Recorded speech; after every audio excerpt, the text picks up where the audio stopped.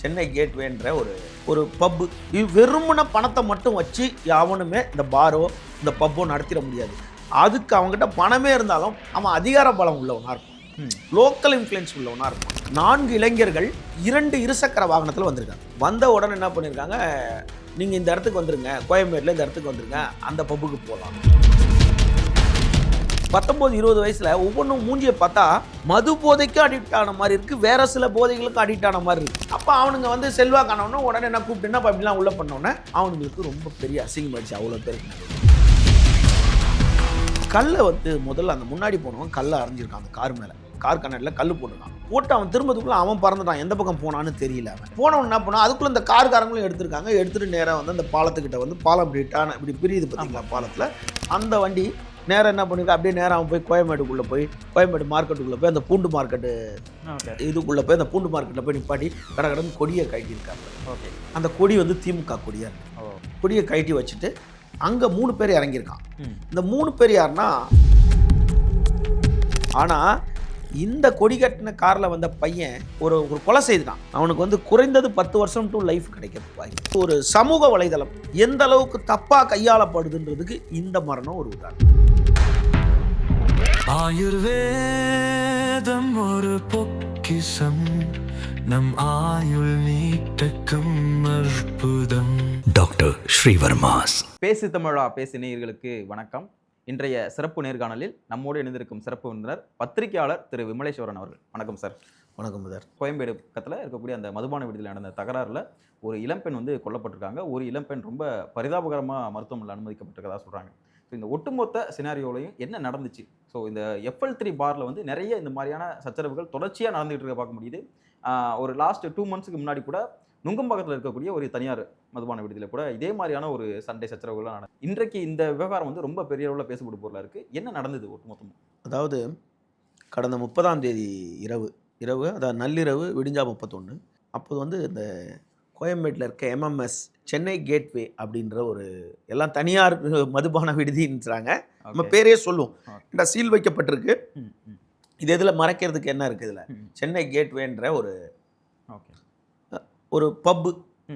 அந்த பப்புனா நீங்கள் வந்து நீங்கள் டாஸ்மேக்கை பொறுத்தளவுக்கு FL2 FL3 அப்படின்ற ஒரு இதெல்லாம் இருக்குது. டிஃப்ரெண்ட் வெரைட்டிஸ் இருக்குது. இப்போ ஒரு ரெக்ரேஷன் கிளப்பு அது மாதிரி இருந்தால் ஒரு FL3 அந்த மாதிரி ஒன்று இருக்கும். ஒரு 15லேருந்து ஒரு 20 ரூம் இருக்கணும். அந்த ரூம்ஸ்லாம் இருந்துச்சுன்னா FL2ன்ற மாதிரி ஒரு சில பார்கள் வந்து உரிமம் கொடுக்கப்படும் அவங்களுக்கு டாஸ்மேக்லேருந்து. அங்கே வந்து என்ன பண்ணுவாங்கன்னு கேட்டால், அதிலே நீங்கள் பார்த்தீங்கன்னா ரெஸ்ட்ரோ பார்ன்றது உணவு விடுதியோட ரெஸ்டாரண்ட்டோட சேர்த்து இருக்கும். இது வந்து அப்படிப்பட்டதில்லை. இது வந்து ஒன்லி ஃபார் தினமும் இருந்தாலும் இங்கு லாபம் பெரிய லெவல் கூட்டம் வர்றது வந்து சாட்டர்டே சண்டேல நிச்சயமாக ஒரு பப்பு ஒரு கேளிக்கை விடுதி அப்படின்றதுக்கு தான் இங்கே வருவாங்க. இதில் பார்த்தீங்கன்னா அந்த முதல் வாரம் 2வது வாரம் 3வது வாரத்திலலாம் இங்கே ரொம்ப கூட்டமாக இருக்கும். மற்ற நாளில் பார்த்தீங்கன்னா எப்படின்னு கேட்டால் அவங்களோட அந்த மந்த் எண்டு டைமில் வந்து அவங்களோட ஆஃபர் பேக்கேஜை அப்படியே மாற்றுவாங்க. ஓகே, இப்போ ஒரு பெரிய நட்சத்திர 5 ஸ்டார் ஹோட்டல் அந்த மாதிரி இடத்துல நீங்கள் போனீங்கன்னா ஒரு என்ட்ரன்ஸ் ஃபீஸுன்னு வரும்போது சாதாரண நாளில் 10,000லேருந்து 15,000 ரூபாய் கொண்டு வருவாங்க.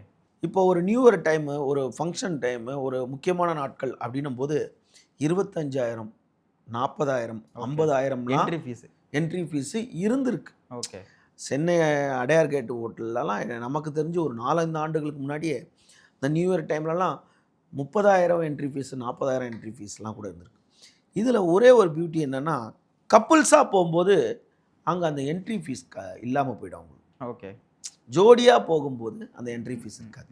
அப்போது ஒரு ஆணும் பெண்ணும் உள்ளே போனால் அவங்களுக்கு என்ட்ரி ஃபீஸ் கிடையாது. ஆனால் ஆணும் பெண்ணும் காதலராக தான் இருக்கணும் அப்படின்றது சட்டம் கிடையாது. பப்புக்கு வந்து நீங்கள் அண்ணனும் தங்கச்சியும் பப்புக்கு போக முடியாது. ஆமாம், கண்டிப்பாக. இந்த மாதிரி ஒரு கேளிக்கை விடுதியில் வந்து உள்ளே போகிறதுக்கு அந்த என்ட்ரன்ஸ் ஃபீஸை தவிர்க்கிறதுக்காக என்ன பண்ணுவாங்க, நண்பர்கள் கூட உள்ளே போவாங்க. அவங்க காதலர்களாக இருக்கணுன்ற அவசியம் கிடையாது. ஆனால் அவங்கள தேவை ஜோடியாக வராங்க, கப்புள்ஸாக வராங்க அப்படின்னு இவங்க வந்து என்ன பண்ணுறாங்க, சனி ஞாயிறுகளில் வந்து அளவுக்கு அதிகமான பேர் போகிறாங்க. நீங்கள் நல்லா ஒரு விஷயத்தை கவனிச்சிங்கன்னா, சென்னையில் பிறந்து வளர்ந்த திரும்ப நான் அதே வலியுறுத்துகிறேன், சென்னையில் பிறந்து வளர்ந்தவர்கள் பெரும்பாலான பேர், அதாவது சனி ஞாயிற்றுக்கிழமையில் ரெஸ்டாரண்ட்டில் போய் சாப்பிட்ணும், அர்பன் ஸ்கொயரில் தான் போய் சாப்பிடணும், இல்லை வந்து நைட் சைட் பிரியாணி சாப்பிடணும், காலையில் 5 மணிக்கு போய் அங்கே சாப்பிடணும், இந்த ரோட் சைட் ஃபுட் சாப்பிடணும், அண்ணா நகரில் ஒரு ஸ்ட்ரீட் ஃபுட் சாப்பிடணும், இங்கே மாதிரி வந்து காலையில் வந்து இந்த கலாச்சாரங்களில் அதிகாலை கலாச்சாரங்கள்லாம் வந்து பெரும்பாலும் சென்னை வாசிகள் ஈடுபடுறதில்ல. ஓகே. அவர்கள் வந்து வேலைக்கு போயிட்டு வந்தோமா, சனி ஞாயிறு லீவு கிடைச்சா தூங்கணுமா, ஞாயிற்றுக்கிழமை காலையில் டிஃபன் செய்யலைன்னா கூட தூங்கி எழுந்திரிச்சு மதியானம் லஞ்சு பண்ணமான்றது தான் எல்லா வீட்லேயுமே இருந்துட்டு இருக்குது.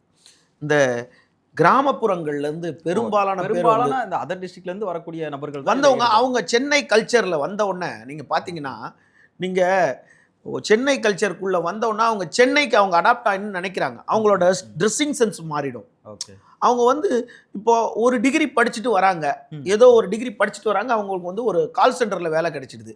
கால் சென்டரில் வேலை கிடைச்சோன்னா அவங்க அந்த கல்ச்சருக்கு தகுந்த மாதிரி அவங்க மாறணும். அப்போது அயல் நாட்டு கால் சென்டர்னும் போது இரவு பகல் வந்து நேரங்கள் மாறி மாறி இருக்கனால அவங்க 12 மணிக்கு போயிட்டு காலையில் 1 மணிக்கு அதிகாலை 1 மணிக்கு அவங்க வர மாதிரி இருக்கும்.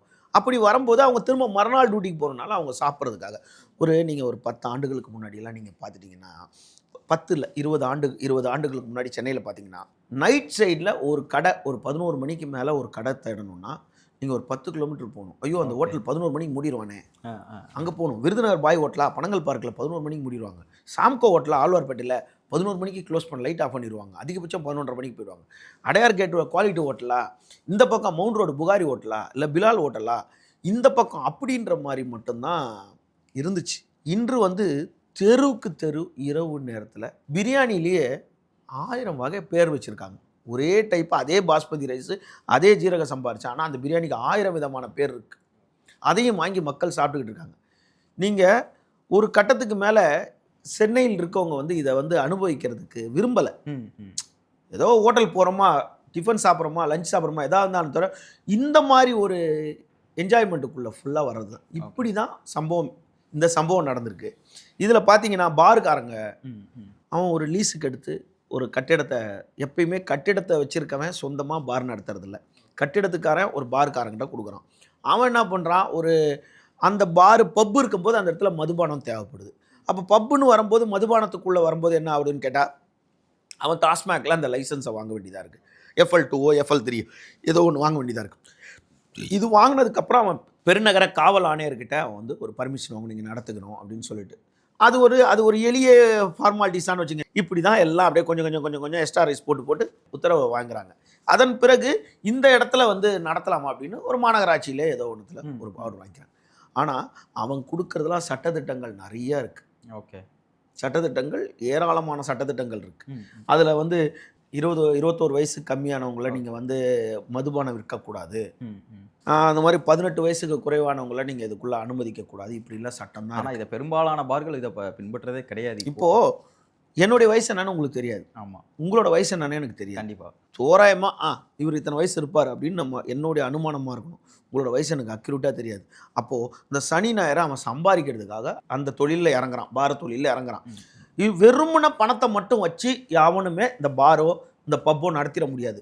அதுக்கு அவங்ககிட்ட பணமே இருந்தாலும் பணமே போடாத ஒருத்தனை பார்ட்னராக வச்சுப்பான். அவன் அதிகார பலம் உள்ளவனாக இருப்பான், லோக்கல் இன்ஃப்ளூயன்ஸ் உள்ளவனாக இருப்பான். எதனா ஒன்றா அவர் பேரை சொல்லுவாங்க, அவர் ஒன்று அங்கே பேசுவார், எம்எல்ஏ கிட்ட பேசுவார், மாவட்ட செயலாளர்கிட்ட பேசுவார், இன்ஸ்பெக்டர்கிட்ட பேசுவார், டிசி கிட்ட பேசுவார். இந்த மாதிரி பணம் போடுறது ஒருத்தனாக இருந்தாலும் பேர் ஒருத்தனுடைய பேராக இருக்கும். ஓகே. இப்படி தான் வந்து இந்த பார்கள் சென்னைக்குள்ளே இயங்கப்படுது. இதில் வந்து பெரிய பெரிய ஹோட்டல்குள்ளெல்லாம் சாதாரண நாள் நம்மளாலாம் போக முடியாது. ஓகே. நம்மளோட ஒரு மாத சம்பளத்தை கொண்டு போய் கொடுத்துட்டு நம்மளால் தனியாக போக முடியாது. அப்போது நம்ம கப்பிள்ஸோடு போகணுன்னா குடும்ப பெண்மணியாக அங்கே நம்ம கூட்டிகிட்டு போக முடியாது, செருப்பாலே அடிச்சிருவாங்க. அப்போது சின்ன வயது பசங்கள் வந்து அந்த ஆர்வ கோளாறின் காரணமாக இந்த சம்பவம் எப்படின்னா, அதாவது விழுப்புரம் மாவட்டத்தில் இருக்க அனிச்சாங்குப்பம்ன்ற இடத்துல இருக்க இலங்கை தமிழர் மறுவாழ்வு முகாமில் இருக்க ஒரு பெண்ணு இங்கே வந்திருக்கு. அந்த பெண்ணு யாருன்னா, அவங்க அப்பா பேர் ஒரு நகுலேஸ்வரன், அம்மா பேர் மேரி ஸ்டெல்லா. அவர்கள் வந்து ஒரு சில ஆண்டுகளுக்கு முன்னாடி அங்கே போர் இருக்கும்போது இங்கே வந்திருக்காங்க. சென்னைக்குள்ளே வந்து தமிழகத்தில் வந்து ஒரு 100க்கும் மேற்பட்ட முகாம்கள் நம்ம இதில் கூட இருக்குது, விழுப்புரம் இருக்குது, ஸோ மதுரை 100க்கும் மேற்பட்ட அது எண்ணிக்கை எனக்கு சரிவாக தெரியலை. அதில் வந்து இவங்க வந்து இங்கே விழுப்புரம் பக்கத்தில் இருக்க அனிச்சங்குப்பத்தில் இருக்க முகாமில் இவங்க தங்க வச்சுக்கிறாங்க. இந்த பொண்ணு வந்து இந்த 2 இதுக்கு ஒரு சகோதரி ஒருத்தங்க இருக்காங்க, அவங்க திருமணம் ஆயிடுச்சுன்ற மாதிரி கேள்விப்பட்டேன். இந்த பொண்ணு பேர் வந்து யாம்சி, 18 வயது. இந்த 18 வயது நிரம்பிடுச்சா, 18 வயது இப்போ தான் துவங்கியிருக்கா அப்படின்றத இன்னும் அதோட ஆதார் கார்டு பாஸ்போர்ட்டை நம்ம பார்க்கல. 18 வயதுன்னு சொல்கிறது தான் நம்ம தரும். இந்த பெண்ணு வந்து கடலூரில் போய் படிச்சிருக்கு. படிச்சுட்டு வர்றது படித்த உடனே இந்த பொண்ணுக்கு அதாவது ஒரு சமூக வலைதளம் எந்த அளவுக்கு தப்பாக கையாளப்படுதுன்றதுக்கு இந்த மரணம் ஒரு உதாரணம். நிறைய மரணங்கள்ல இந்த சோசியல் மீடியாவோட இன்ஃப்ளூயன்ஸ் ஆதிக்கம். இது பார்த்தீங்கன்னா இன்ஸ்டா. இந்த பொண்ணு வந்து இன்ஸ்டாவில் வந்து ரொம்ப பிரபலம்ன்றதை நம்ம சொல்லலை, அவங்க அம்மா சொல்லிட்டாங்க. ஓகே. என் பொண்ணு வந்து இன்ஸ்டாவில் ஃபோட்டோ போடுவா, செலிபிரிட்டி மாதிரி இருப்பா, என் பொண்ணை பார்க்கறதுக்கு 16 கண்ணு வேணும். அவங்க தாயார் சொன்னது. ஒரு மகளை வந்து வர்ணிக்கிறாங்க, அது ரொம்ப சந்தோஷம்தான். இப்போ அவங்க இழப்பை சந்திச்சிட்டாங்க. அதுக்கு அவங்களுக்கு யாருதலே சொல்ல முடியாது. இந்த மாதிரி என் பொண்ணுக்கு வந்து அவ்வளோ செலிபிரிட்டி, அவ்வளோ பேர் பார்ப்பாங்க, என் பொண்ணுக்கு அவ்வளோ ஃப்ரெண்டுங்க இருப்பாங்க, எல்லாரும் நீங்கள் அவ்வளோ அழகாக இருக்கும், என் பொண்ணு இப்போ என் பொண்ணு இறந்து போச்சுன்னு அவங்க வந்து ஒரு ஒரு விரக்தியில் அவங்க அப்படி பேசுகிறாங்க. ஆனால் இந்த பொண்ணு வந்து அந்த இன்ஸ்டாகிராம் நட்பு வட்டாரத்துக்குள்ளே தொடர் நட்பு வட்டாரத்தில் சிக்கிடுச்சு. இந்த பொண்ணு என்ன பண்ணுது, 12வது இப்போ படிச்சுட்டு பள்ளியிலேருந்து கல்லூரி படிப்புக்காக காரைக்குடியில் ஏதோ ஒரு கல்லூரியில் அவங்க சேர்த்ததா அவங்க தாயார் தான் சொல்கிறாங்க. என் பொண்ணு காரைக்குடியில் போய் படிக்க போகிறா, அதுக்கப்புறம் என் பொண்ணை வெளிநாட்டுக்கெலாம் அனுப்பல, இதெல்லாம் பல கனவுகள் இருக்கும். இப்போது இந்த பொண்ணு வந்து 19ஆம் தேதி அன்னைக்கு வருது. எங்கே வருதுன்னா, தன் கூட கடலூரில் படித்த ஒரு பொண்ணா, அந்த பொண்ணு கூட ஒரு பொண்ணு வீட்டுக்கு வருது. அந்த பொண்ணு பேருன்னா தம்பிதான்ற பொண்ணு. அந்த பொண்ணு திருவள்ளூர் மாவட்டம் கொண்டாஞ்சேரியை சார்ந்த அந்த பொண்ணு வீட்டுக்கு வருது. அந்த பொண்ணை பார்க்க வந்து அந்த பொண்ணு என்ன பண்ணுது, அவங்க அந்த பொண்ணு கூட இருக்குது 19ஆம் தேதி. அந்த பொண்ணு கூடயே எத்தனை நாள் இருந்துச்சுன்றது தெரியல. அந்த பொண்ணு வந்து என்ன பண்ணுது, சென்னை ராமாவரத்தில் அந்த பொண்ணோட ஃப்ரெண்டு ஒருத்தங்க இருக்காங்க. அந்த பொண்ணோட ஃப்ரெண்டு வந்து இதோட இன்ஸ்டா ஃப்ரெண்டு, இந்த பொண்ணோட இன்ஸ்டா ஃப்ரெண்டு அந்த பௌசிகா அப்படின்றாங்க. அந்த பொண்ணு வீட்டுக்கு வராங்க. அந்த பொண்ணு வீட்டில் இருக்கிறாங்க. அவங்க அம்மா வந்து இவங்ககிட்ட பேசியிருக்காங்க. என் பொண்ணு மாதிரி நான் பார்த்துக்கிறேன்னு சொன்னதா இவங்க அம்மா சொல்கிறாங்க. அவங்க கூட சொன்னாங்களே, என் பொண்ணோட ஃப்ரெண்டு உங்கள் அம்மா கூட என் பொண்ணு மாதிரி பார்த்துக்கிறேன்னு சொன்னாங்களே மட்டும்தான் சொல்கிறாங்களே தவிர யான்சியோட அம்மா சொன்னது. ஆமாம், யான்சியோட அம்மா அந்த மேரி ஸ்டெல்லான். அவங்க என்ன பண்ணுறாங்க, அடுத்து வந்து 28ஆம் தேதி இந்த பொண்ணு வந்து இரவு சினிமாவுக்கு போயிருக்கு. இந்த பொண்ணு அந்த பொண்ணோட அது தோழியோட காலையில் தான் வந்திருக்கு. உடனே அந்த வீட்டில் வந்தவொன்னே, இப்போ யார் வீட்டில் இருந்தாலும், உறவினர் வீடாக இருந்தாலும் நண்பர் வீடாக இருந்தாலும், நைட்டு போயிட்டு ஒரு ஆண் வந்தாவே திட்டுவாங்கப்பா, கரெக்ட் டைமுக்கு வாப்பா, நாங்களாம் தூங்குறோம், இங்கெல்லாம் என்னப்பா எத்தனை மணிக்கு வர அப்படின்னு கேட்பாங்க. அப்போ ஒரு பொண்ணை வந்து என்னம்மா அவங்க அம்மா நம்பி அமைச்சிருக்காங்க, நீ போயிட்டு காலையில் வந்தால் என்ன அர்த்தம் அப்படின்னு ஒரு கேள்வி கேட்டிருக்காங்க. உடனே அந்த பொண்ணு அவங்க வீட்டிலேருந்து கோச்சிக்கிட்டு வந்து தான் 28ஆம் தேதி போயிட்டு 29ஆம் தேதி வந்திருக்கு. இங்கே தான் நம்ம நோட் பண்ணணும். 28 போயிட்டு 29 காலையில் வந்திருக்கு. அந்த பொண்ணை நான் அலிகேட் பண்ணுறதுக்காக சொல்லலை, சமூக வலைதளம் எப்படி அந்த பொண்ணை வந்து பாதிப்பு அடைஞ்சிருக்குன்றதை. அப்போ 29ஆம் தேதி வந்து அங்கே வந்து கோச்சிட்டு வந்திருக்கு. அப்போ 29 கோச்சிட்டு வந்துருச்சா இல்லை 30 கோச்சிட்டு வந்துச்சான்னு தெரியல. அப்போ 29 கோச்சிட்டு வந்துச்சுன்னா 29 நைட்டு ஒரு இடத்துல தங்கியிருக்கணும். இன்ஸ்டன்ட் 30 நைட்டு இல்லை 30 தான் நான் கோச்சிட்டு வந்தேன், 30 நைட்டு இன்ஸ்டன்ட் நடந்திருக்கா அப்படின்றதும் ஒரு கேள்வி. அப்போ இந்த பொண்ணு என்ன பண்ணுது, தனக்கு அந்த கூட வந்துச்சு ஒரு பொண்ணு, அந்த பெண்ணோட ஒரே ஒரு காதலனா, அது அவங்க அம்மா தான் சொல்கிறாங்க. அந்த பொண்ணு லவ் பண்ண பையனா, அந்த பையன் வந்து எல்லாம் அப்பகுதியில் இருக்க ஃப்ரெண்டு, இவனை கூப்பிட்ருக்காங்க. அந்த பையன் என்ன பண்ணுறாங்க, எனக்கு தெரிஞ்ச 2 பொண்ணுங்க வருது வாகடான்னு கூப்பிட்டு, இவங்கெல்லாம் எங்கே மீட் பண்ணலான்னு பார்த்துருக்காங்க. அப்போது 4 இளைஞர்கள் 2 இருசக்கர வாகனத்தில் வந்திருக்காங்க. வந்த உடனே என்ன பண்ணியிருக்காங்க, நீங்கள் இந்த இடத்துக்கு வந்துருங்க, கோயம்பேட்டில் இந்த இடத்துக்கு வந்துருங்க, அந்த பப்புக்கு போகலாம் அப்படின்னு சொல்லியிருக்காங்க. ஒன்று அந்த பப்புக்கு போகும்போது அங்கே கப்புள்ஸாக தான் போக முடியும் அப்படின்னும் போது 4 இளைஞர்கள் 2 பெண்ணு. அப்போ 2 இளைஞர்கள் 2 பெண்ணு வந்து ஒரு பேரா உள்ளே போயிட்டாங்க அந்த என்ட்ரன்ஸ் ஃபீஸை தவிர்க்கிறதுக்காக. மீதி 2 என்ன பண்ணுறாங்க, அங்கேருந்து டிஜே வந்து எனக்கு அண்ணன் தெரிஞ்சவர், ஏன்னா அந்த பசங்க ஆல்ரெடி போயிருக்காங்க. அதாவது இந்த பொண்கள் வெளியூர்லேருந்து வந்திருக்கு, அந்த பசங்க எல்லாருக்குமே 18, 19 இருக்குது. அதுங்களை ஒழுங்காக வளர்த்துருக்கலாம்ல. 19, 20 வயசில் ஒவ்வொன்றும் மூஞ்சியை பார்த்தா மது போதைக்கும் அடிக்ட் ஆன மாதிரி இருக்குது, வேற சில போதைகளுக்கும் அடிக்ட் ஆன மாதிரி இருக்குது. உள்ளே போயிருக்காங்க. உள்ளே போனோன்னா கொஞ்சம் நேரம் அந்த டான்ஸ் ஆடிருக்காங்க. டான்ஸ் ஆடிட்டு குடிக்காதவன் எதுக்கு நீ அங்கே பப்புக்கு போகணும், அப்போ குடிக்கிறவங்க தான் போவாங்க. அப்போ அந்த பப்புக்கு போகிறாங்க. பப்புக்கு போயிட்டு டான்ஸ் ஆடிக்கிட்டே இருந்திருக்காங்க. அப்போது அங்கே வந்து ஒரு 6-7 பேர் வந்திருக்காங்க. 6 பேர் உள்ளே வந்திருக்காங்க.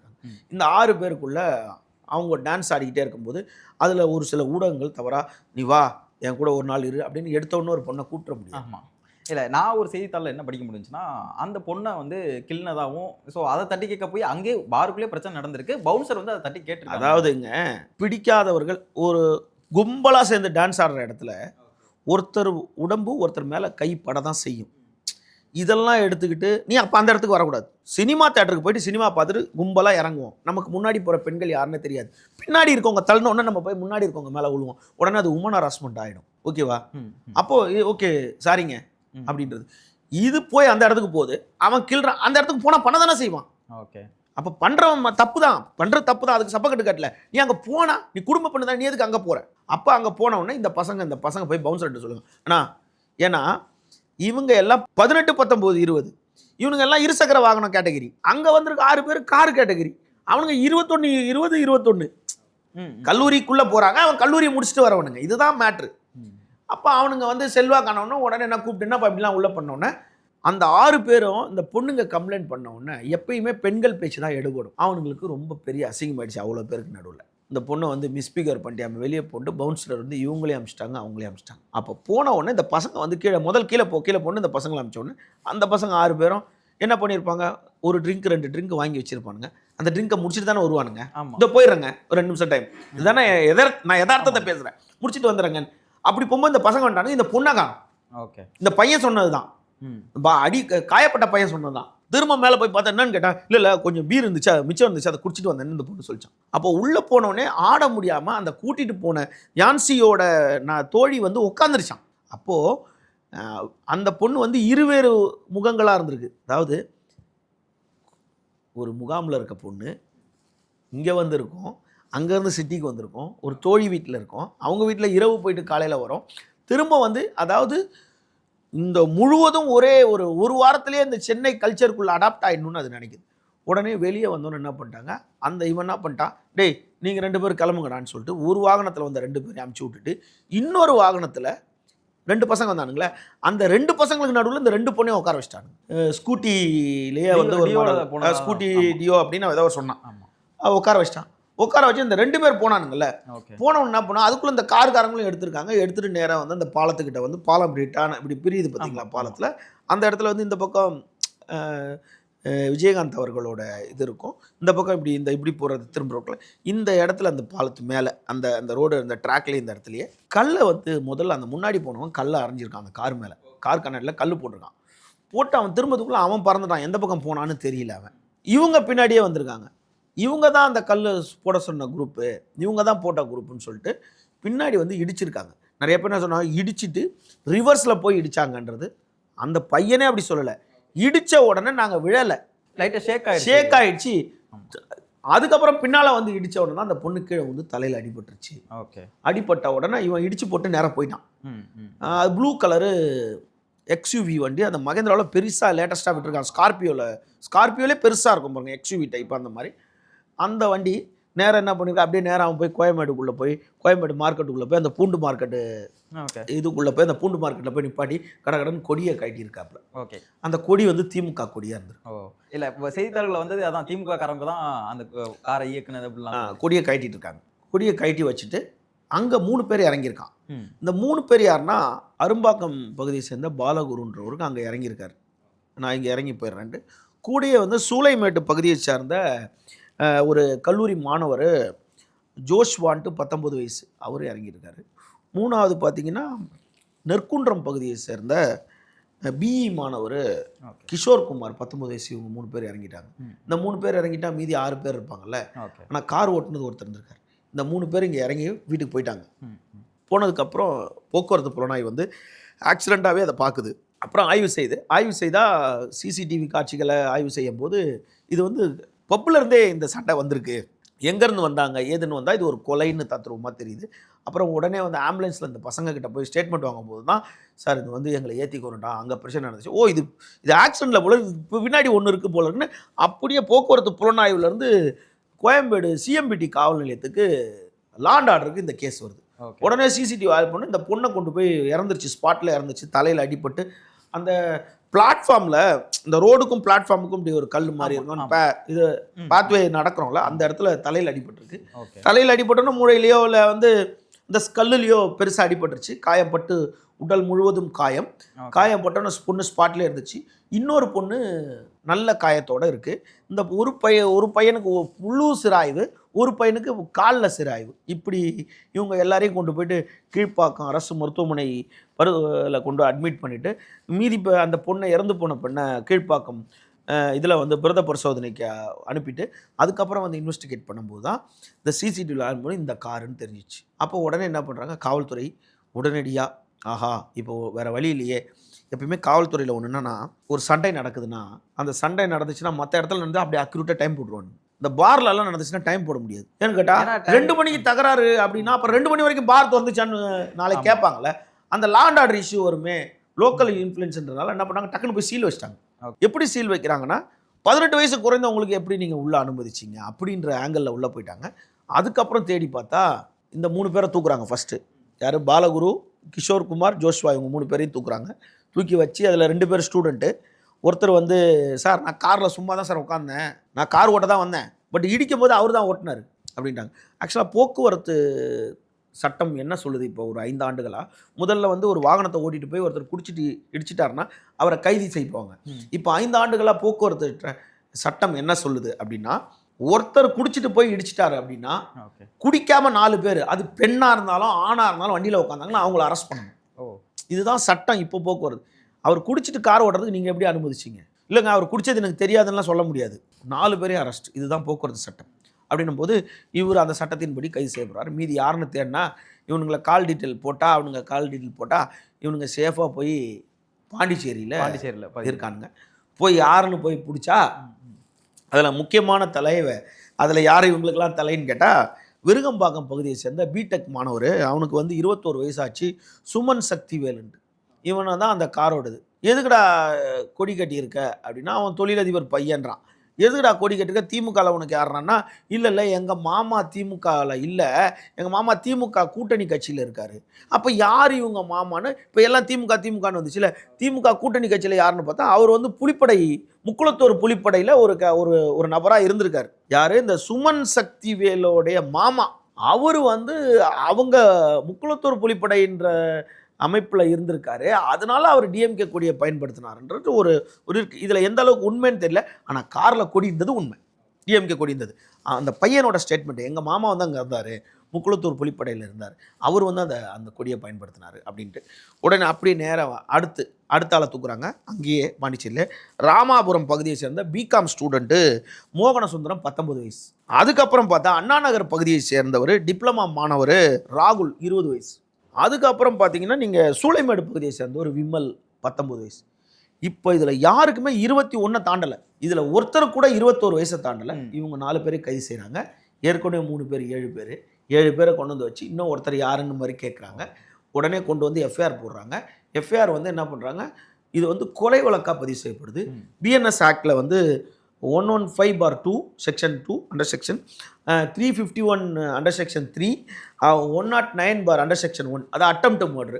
இப்படி ஒரு 4 பிரிவில் வந்து வழக்கு பதிவு செய்கிறாங்க. 506/2ல கிரிமினல் இன்டிடேஷன் சொல்லிட்டு அது ஒன்று, அட்டெம்ப்ட் மர்டரு. அதுக்கப்புறம் வந்து வாலண்ட்ரிலி கேஸ் இந்த செக்ஷன் ஒரு 4 பிரிவில் வழக்கை பதிவு செய்து இவர்களை வந்து விசாரணை மேற்கொண்டாங்க. அப்போ தான் அந்த பையன் சொல்கிறான், இல்லை அந்த பொண்ணு பிடிச்சிருந்துச்சு. அதுக்குள்ளே மறுநாள் வந்து அந்த ஞாயிற்றுக்கிழமை காலையை அவங்க அம்மா கதறிக்கிட்டே பேட்டி கொடுக்கும்போது, டேய் தம்பி பேசுங்கடா அப்படின்றாங்க. அந்த பசங்க பேசல. அப்புறம் நேற்று மட்டும் அந்த கூட போன ஒரு பையன் வந்து அவனை யாரோ ஒருத்தர் இன்டர்வியூ எடுத்து அதை வலைதளத்தில் போட்டு விட்டார். ஒரு பொண்ணோட உயிர் போயிடுச்சு. இதுக்கு காரணம் வந்து நீங்கள் எங்கே சுற்றினாலும் மது.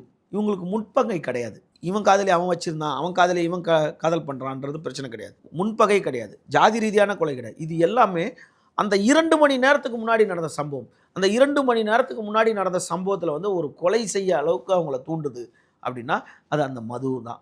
அந்த நள்ளிரவு நேரத்தில் அந்த கேளிக்கை விடுதியில் இந்த மாதிரி சம்பவம் நடந்தது வந்து பெரும் துயரமான சம்பவம்.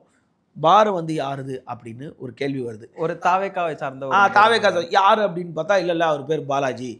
இதெல்லாம் சொன்னது தான். நம்மக்கிட்ட பாலாஜியோடதுன்றது நம்மக்கிட்ட தரவு, என்கிட்ட தரவுகள் இல்லை, உங்ககிட்ட இருந்தால் தெரியும். சொன்னதை நம்ம சொல்கிறோம், ஊடகங்களில் வந்ததை. பாலாஜி அவர் வந்து குளத்தூர் தொகுதியில் ஏற்கனவே சீட்டு கேட்டார், அவருக்கு சீட்டு கொடுக்கல, அவர் வந்து இந்த பார் எடுத்து நடத்தியிருக்காரு, அவரோடைய தான் அந்த பாரு அப்படின்னாங்க. அப்போது நான் முதல்ல சொல்லிட்டேன், பாரை வந்து எப்போதுமே பணம் வச்சிருக்கவனால நடத்த முடியாது. இன்ஃப்ளூயன்ஸ் இருக்கணும், ஒரு அதிகார மையம் இருக்கணும், இல்லை போலீஸ் அணுகக்கூடிய அதிகார மையம் இருக்கணும், இல்லை அரசியல்வாதியாக இருக்கணும். இப்படிப்பட்டவர்கள் தான் பாரை வச்சிருக்க முடியும். அப்படின்னும் போது இதில் வந்து இந்த தாவேக்கா பார் வச்சிருக்கவர் வந்து அவங்க சீல் வச்சுட்டாங்க. இப்போ அவர் போராடி அதை இது பண்ணி தான் அவரை மீட்க முடியும். ஆனால் இந்த கொடி கட்டின காரில் வந்த பையன் ஒரு கொலை செய்துட்டான். அவனுக்கு வந்து குறைந்தது 10 வருஷம் டு லைஃப் கிடைக்கிறதுக்கு வாய்ப்பு இருக்கு. ஓகே, ஒரு விபத்துன்னு ஒரு அணுகப்பட்ட ஒரு விஷயம் வந்து இப்போ கொலையில போய் முடிஞ்சிருக்கு. ஸோ ஃபர்ஸ்ட் கோணத்தில் அப்படி தானே அணுகுனாங்க போலீஸ் வந்து. இது ஒரு ஆமாம், ஃபர்ஸ்ட்டு. அப்புறம் அந்த மாதிரி இப்போ அந்த ஒரு பொண்ணு மட்டும் போயிருந்துச்சுன்னா அது விபத்துன்னு போயிட்டு இருக்கும். ஆமாம், பசங்க சொல்கிறதுக்கு இந்த மாதிரி பாரில் இடிச்சிட்டு போயிட்டாங்க சொல்கிறதுக்கு 2 பசங்க இருந்தானுங்கல்ல. இப்போ இந்த இடத்துல சிசிடிவி 3வது கண் வந்து நம்மளுக்கு தேவைப்படுது. 2வது வந்து பசங்க மூலிமா சொல்லப்படுறாங்க. 2வது இது போல் நிறைய சென்னைக்குள்ளே நிறைய நடந்துட்டு தான் இருக்குது. அது வந்து இந்த ஆட்சி வந்ததுக்கப்புறம் நடந்துச்சுன்னு ஒரே வார்த்தை சொல்லிட முடியாது. 10 நாளில் நடந்துகிட்டே இருக்குது. 10 நாளுக்குள்ளே நடந்துச்சு. 10 நாளுக்கு முன்னாடி வந்து நம்மலாம் சுசரில் அந்த நியூஸில் அந்த மாதிரி காலையில் எடுத்தோன்னே அப்படியே ரம்மியமான இசையில் தான் நம்ம எந்திரிச்சோம் அப்படின்னு சொல்கிறதெல்லாம் அபட்டமான பொய் பொய் பொய் பொய் பொய் அபட்டமான பொய்கள் தான். அதாவது சட்டம் ஒழுங்கா உடனே 10 நாளில் கண்ட்ரோல் வருமா? ஒரு குடிகாரனை உடனே திருத்த முடியாது. அப்போ இவ்வளோ நாள் அவனை மொத்த குடிகாரன் ஆக்கிட்ட. அப்போ 10 நாளில் அவனை எப்படி திருத்த முடியும்? 10 ஒயின் ஷாப்பை மூடினா மீதி இருக்க ஒயின் ஷாப்பில் அந்த ஒயின் ஷாப்பில் போய் அங்கே போய் வாங்கி குடிக்க தான் போகிறான். நியூசன்ஸ் அந்த நியூசன்ஸ் ஏற்படாமல் இருக்கும் அந்த பகுதியில் தவிர அந்த குடிகாரன் திருந்த போகிறது கிடையாது. அவன் வேறு ஒயின் ஷாப்பில் வாங்கி குடிக்க தான் போகிறான். இன்னும்போது சட்டம் ஒழுங்க எவ்வளோ சீக்கிரத்தில் அதை சரி செய்யணும், கடுமையாக்கணும். பயம் போயிடுச்சு. அந்த பயத்துக்கு என்னன்னு கேட்டால் இப்போ வேதனைப்படுவான், போதை தெளிஞ்சவனே வேதனைப்படுவான். அந்த சென்டர் நர்வஸ் சிஸ்டம் அந்த போதையை வந்து பார்த்துக்கலாம் அப்படின்றது வெறும் மது போதை மட்டும் ஒருத்தனை கொல்றதுக்கு இருக்காது. அதுக்கு பின்னால் வேறு ஏதோ ஒரு போதை இருக்கலாம். போதை பத்தாததுக்கு எவ்வளோ பேர் மாத்திரை போட்டுக்கிறவன் இருக்கான், கஞ்சா அடிக்கிறவன் இருக்கான். இது வந்து ஒரு பொண்ணோட உயிர் போயிடுச்சு. இது அவங்க அம்மா வந்து சொல்லி அழுவும்போது வேதனையாக இருக்குது. இதுக்கு பின்னால் இன்ஸ்டாகிராம் வந்திருக்கு. இன்ஸ்டாகிராம்னால தான் அந்த பொண்ணு இங்கே வந்திருக்கு. ஆமாம் ஆமாம், இன்ஸ்டாகிராம் மோகத்தில் தான் அந்த பொண்ணு வந்து பப்புக்கு வந்திருக்கு. இன்ஸ்டாகிராம் மோகத்தில் தான் அது ஒரு ஊடகம் தான். அது ரெகுலராக பாண்டிச்சேரி போவோம், ரெகுலராக ரிசார்ட்டுக்கு போவோம், ரெகுலராக மது இருந்தோம். அதெல்லாம் நம்ம பார்க்காம ஒரு பொண்ணை நம்ம குற்றம் சொல்லக்கூடாது. பட் இங்கே மது இருந்ததுக்கு சொல்லிட்டான் அவனே. ஓகே, அது அவங்க அம்மாவில் தட்டி குடிக்க முடியல. எப்படி ஒரு வயசு பொண்ணை அவங்க வந்து இன்னொரு இடத்துக்கு அமிச்சாங்க. அதில் ஒரு பியூட்டி என்னென்னா, இல்லை அந்த பொண்ணுமே இங்கே வந்து 10 நாளாக தங்கியிருக்காங்க சென்னை. நீங்கள் ஒரு விஷயம் என்னென்னா, கல்யாணம் பண்ணவன் கல்லூரி மாணவர்கள் எல்லாரும் ஒரு தாயார்கிட்டையோ ஒரு தந்தைக்கிட்டேயோ இல்லை வீட்டில் யாருக்கிட்டோ இன்றைக்கி சாயந்தரம் ஃப்ரெண்டுங்க கூட எங்கேயோ போகிறோம் அப்படின்னா எப்படி சொல்லுவாங்கன்னா, அம்மா ஒரு முக்கியமான இடத்துக்கு போவேன், என் லைன் கிடைக்காது, காலையில் தான் பேசுவேன். கரெக்டாக எல்லாருமே சொல்கிறது தான். நீங்களும் சொல்லியிருப்பீங்க, நானும் சொல்லியிருப்பேன். அந்த பொண்ணு 7:51 அவங்க அம்மாவுக்கு ஃபோன் பண்ணியிருக்கு. அம்மா பிபி மாத்திரை போட்டியா, சீக்கிரம் மாத்திரையை போடு, நானும் என் ஃப்ரெண்டும் ஒரு இடத்துக்கு போகிறோம், நான் காலையில் தான் உன்னை தொடர்பு கொள்வேன். ஏன் நைட்டு 7:50 அப்புறம் 8:51 9:51 10:51 12 மணி அவங்க ஏன் ஃபோன் பண்ணல? இன்றைக்கி ஒரு பெத்த தாய் எங்கே இருந்தாலும் வீடியோ காலில் வான்னு சொல்லலாம் ஒரு பொண்ணை. ஏன் அவங்க பண்ணலை? கடைசியில் அந்த பொண்ணு உயிர் இறந்து போச்சு. ஓகே சார், இதுவரை எங்களோட இணைந்து நிறைய விஷயங்களை பார்த்துக்கிட்டீங்க. ரொம்ப நன்றி சார். உலக தமிழ் சொந்தங்களுக்கு வணக்கம். நான் ராஜவேல் நாகராஜன். பேசு தமிழா பேசு வலையொலியுடைய வளர்ச்சிக்கு நீங்களும் உறுதுணையாக இருக்கணும்னு நினச்சிங்கன்னா இந்த வீடியோடைய டிஸ்கிரிப்ஷனில் இருக்கக்கூடிய ரேசர் பே லிங்கை கிளிக் பண்ணுங்கள். அந்த லிங்க்கில் போயிட்டு உங்களுக்கு விருப்பமான தொகையை பேசு தமிழா பேசுவனுடைய வளர்ச்சிக்கு உங்களுடைய பங்களிப்பாக நீங்கள் கொடுக்கலாம். நன்றி, வணக்கம்.